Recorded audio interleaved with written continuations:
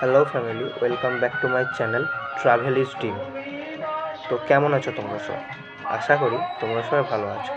আমি এসেছি এখন শ্রী শ্রী রামকৃষ্ণদেবের জন্মতিথি উপলক্ষে কামারপুকুরে, এবং এটা সকালবেলা এসেছি আমরা শোভাযাত্রা দেখতে। পুরো ভিডিওটি স্কিপ না করে অবশ্যই পুরোটা দেখুন।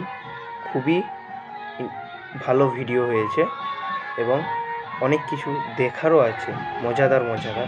পুরো ভিডিওটা স্কিপ না করে দেখুন।